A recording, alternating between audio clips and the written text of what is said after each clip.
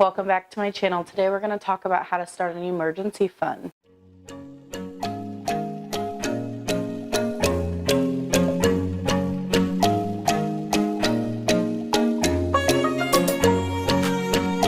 When it comes to emergency funds, the one thing I notice is they always tell you to start first with your emergency fund. And I'm like, that's never made any sense to me personally. Because if you're living paycheck to paycheck, it's very, very difficult to start an emergency fund in the first place.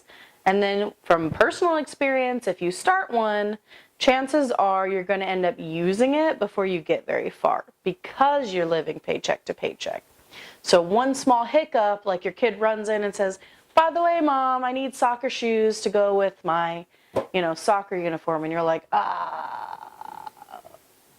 guess I'm dipping into that fund, huh? And so for me, it makes much more sense to follow a step-by-step sequence to get you to where you're able to start an emergency fund. And for me, I like to actually call it an emergency budget rather than an emergency fund. Because when you say emergency budget, it sounds more like something that is sustainable long-term and that is refilled. Just like we call our regular budget a budget, because what do we do with it? We fill it, and then we use it, and then we fill it, and then we use it. When you say fund, to me that sounds like a one-time use, and that isn't what a emergency fund is. Years ago, I found myself building up this, emergency fund, just like they tell you, just like Dave Ramsey and everybody else tells you to.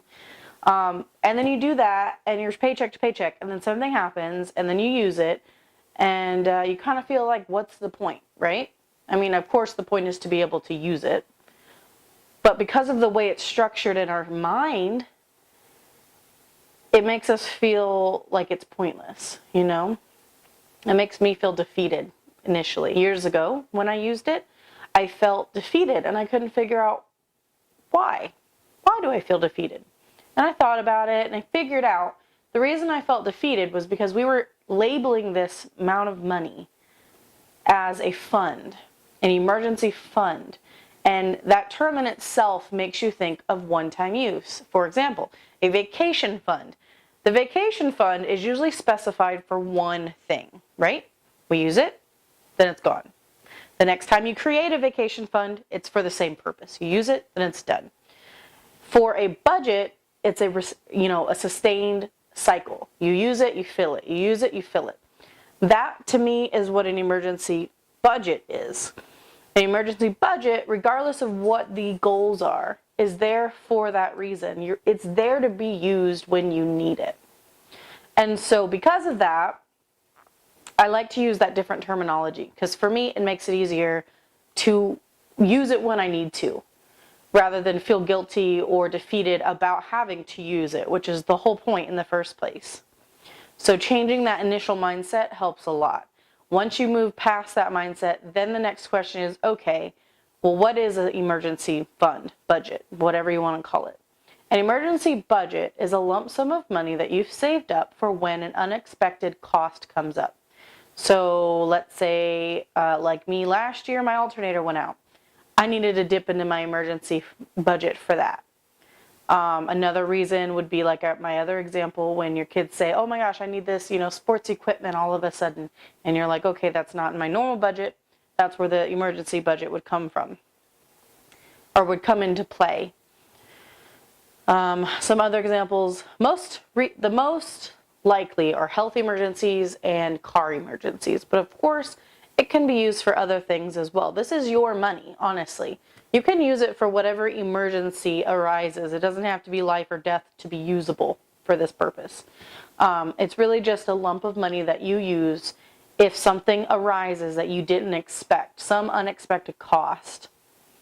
And that applied to my emergency budget, or is it something that really isn't that emergency, or that isn't that urgent that I can actually just save towards? Or is this something that I need to dip into my budget for? And so that's something that each of you will have to make your own decisions on. And that's kind of the way that I process it. When an unexpected cost comes up, I stop and I think, okay, is this something that I just really want, or that my kids really want, or is this something that they actually need, or is this something that needs to happen like right now? That I can't just set up a cash envelope to start saving towards, or that I can't set up a savings plan to get there in time. That type of reasoning is how you're going to come up with an answer to yourself, an answer to whether or not to use your emergency budget for that item or for that cost. For me, that's what I use. I look at the item and I say, okay, is it something that she needs now or that I need now, depending on what it is? Let's say it's soccer shoes, soccer cleats. Does she need it now, or is it for next season? If it's for next season, we're not dipping into my emergency budgets. For that, I will set up a plan to save that amount by the time she needs them. If it's my alternator and I need my van today, yes, we're dipping into the savings. That's an emergency in my book. We're going to go in, we're going to get it fixed. So those are the things that you can kind of use to gauge whether or not you're going to use your emergency funds from your emergency budget, or if you're going to use your own savings method to get there. So that's the first, is what it is. What is an emergency budget? So now hopefully you have a good idea of what it's for. The next thing is how to create one. You say, okay, great, now we know what it is. How do we get one? So I'm going to say something that's potentially a little controversial. I don't know. But for me, it makes sense. I've never understood, as I said earlier, why they need you to have an emergency budget first. So what I'm going to say, in my personal experience, do not have an emergency budget first. I know saying that even to some financial planners are like, what are you saying? Hear me out.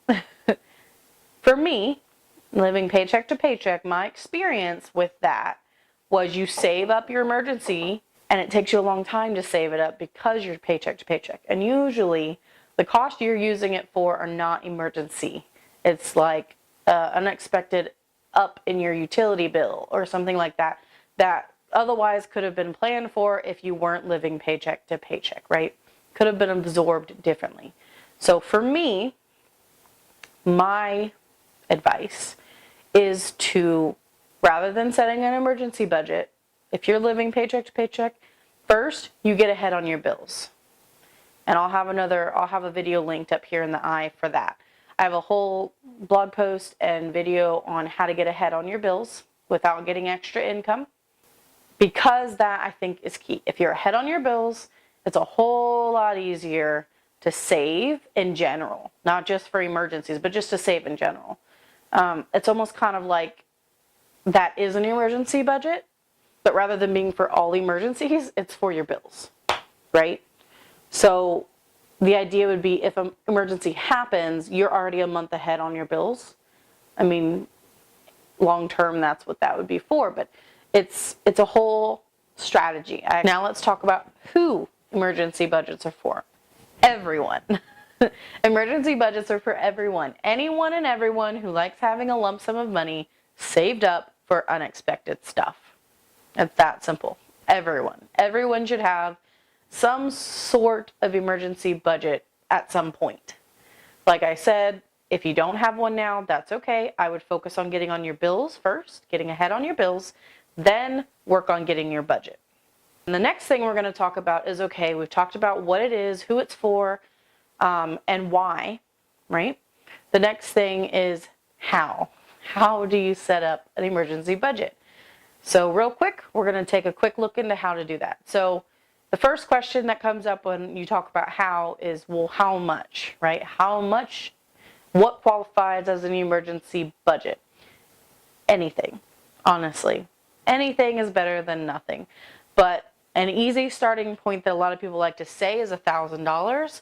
But even to me, like last year, $1,000 seemed crazy, right? It seemed crazy. And so if it's unreachable to you right now, that's okay. 1,000 is not like the set goal, right? Any amount will work. Maybe set your goal at 200. Say, okay, 200 is my savings goal, right? Start there. When you reach 200, bump it up a little bit and say, okay, now my goal is 500. And then you just keep going. And if you need to use that money, it's okay. Use it. That's what it's for. But please do not get defeated, because I've been there. Do not get defeated. Just tell yourself it's okay. This is why I'm doing this. Use it and move on. Okay? After you use it and you've moved on, take a good hard look at your budget again. Reassess those goals. Say, okay, I had a goal of 200, but I had to go use 100 to pay my alternator part or whatever, or fix my alternator part, buy my alternator part, whatever. And now I've got 100 left over. Okay, well, let's reassess it. We had a goal for 200, had to use 100. That's okay. Now maybe we'll either reset the goal at 200, or maybe we're going to set the goal to 300. Doesn't matter. You can go up, you can go down. If you're feeling a little disheartened, maybe lower the goal. Just say, okay, well, now our budget's at 100 and I want to get to 150. Baby steps are fine. At least you're moving forward, right? Practice makes progress. So the more you practice saving that money, the more progress you make. Okay? So that's what I would say. I would say at least start working on it, because $20 in your savings is better than no dollars in your savings. So that's what I would say. And then once you decide how much your goal is, the next step is, okay, what's the plan? So now we're going to start talking about, well, what is the plan? So now that you have, let's say your goal is 200. Let's say you're paid weekly. So you're going to decide, okay, I want to have a goal of my savings goal budget for 200. Well, I'm paid weekly. And I look at my, weekly pay method, and I see how much I'm taking off the top for my bills, and I see how much I'm taking off the top for my cash envelopes. So what's left? And then you can make that decision. You can look at that number, if anything, and say, okay, either I'm going to move this whole amount towards my savings budget goal. So you can either take that money and put it all towards your savings goal, or if you have multiple savings goals kind of going at the same time, let's say you have something like a birthday coming up, or something you really have a set deadline that you still need to save for on top of all these other goals, then what I would do is I would maybe take a percentage. I would take however much you need to take off and put towards that birthday party savings, even though obviously everyone's going to say, oh, well, birthday parties aren't really that important if you're living paycheck to paycheck. They are. I can tell you they're important to the kids. I know that as a parent who's done paycheck to paycheck. I understand that just because you're broke does not mean that birthdays are not important to your children. I can tell you that much right now. So what I would say is that's okay. That's your choice to prioritize, a birthday party. So if you want to prioritize a birthday party, that is okay, because that was the next step I was going to talk about, is that real life is still happening, right? They always talk about setting these goals and doing emergency budgets and all this stuff, but what they don't ever pay attention to, it seems like, is that real life is happening through this whole thing, right? You're budgeting, sure, but real life is still happening. So you can't just ignore everything that's happening over here because you've got a budget over here. That's not how it works. They have to work together. So for me, it makes no sense to say, oh yeah, if you have any money left over, you just shove it all over to your savings. In a perfect world, that'd be great. But in reality, a lot of us have multiple things going on, whether it's kids' activities or expenses for school or whatever is going on. Things are happening. It's not just saving that's happening. So you have to make those two things work together. And so this is what I would do.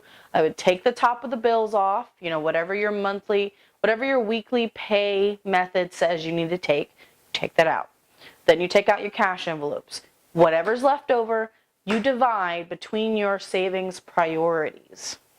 And what I mean by that is, if you've checked out the video up here in the eye, the goal setting worksheet video, if you watch the goal setting video, then you know that I go through the basics of setting your goals and then prioritizing those goals. There's a video about that as well. Because it's not enough to just set them. You have to prioritize them. because some goals are more important than others.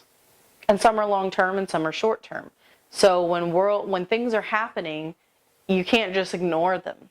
So even though, yes, setting an emergency budget is a goal, it's probably not your only goal, honestly. It's probably not, whether it's to buy a new car or have a vehicle repair budget, or, maybe your kids need new school clothes this upcoming year. Maybe, you need something for work. I don't know. But those things still exist. They have to learn to coexist. You can't just have all or none, because that never works. I can tell you right now, what'll happen is you set all that money aside for your savings goal budget, right? And then something happens, probably one of those things I'm talking about, and now you got to dip into that. And then you feel a little defeated because you're like, I just got that built up. Like, yeah, well, that's kind of the point. So you kind of look ahead and say, okay, what's coming up? Is there graduation? Is there a birthday? Is there a car repair? Is there something I know is coming up? Like, are my tires bald? Am I going to have to get new tires? And set up little savings goals for those so that they're planned for. If they're an expected cost, then hopefully you won't need to dip into your emergency budget. You see what I'm saying? So it is possible to build all of them up at the same time, right?